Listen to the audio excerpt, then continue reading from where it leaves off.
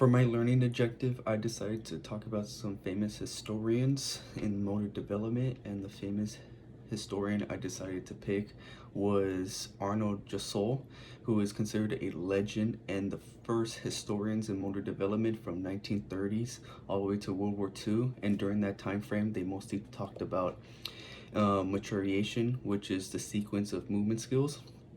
And the reason why I decided to pick Arnold Jasol was just because during that time he's considered the first historian to ever use the code-twin method. So the code-twin method is basically, say you have two identical twins, they're both the same in genes, and because they're the same in genes, what happens if you are to expose one of the twins, to a different experience, if it's in the environment or just learning a new skill? What happens if one of them is exposed to a new experience? An example that could be given is that, say you have one twin and the other twin, you want one of them to learn a specific skill. So one of them, you teach them, say, to lift an object or just any specific movement skill, which is lifting an object.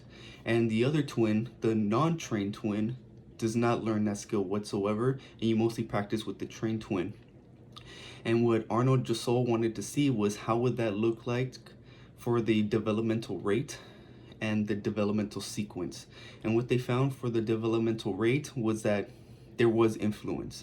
For the developmental rate, the trained twin was able to learn the skill faster because he was constantly practicing it. So he was able to learn that specific skill or that specific movement faster than the untrained twin. However, when it came down to the developmental sequence, he found that it was more invariable, and it was really short-lived. There wasn't really much to see there. So for him, he was able to see an understanding between the rate and the sequence. And it just showed that rate is able to be changed when there was influence of just in the environment or just anything like that. You were able to see change. However, when it came down to the sequence, there wasn't really change at all. It was just actually resistance to change. And later on, compared from him, he mostly focused on infants.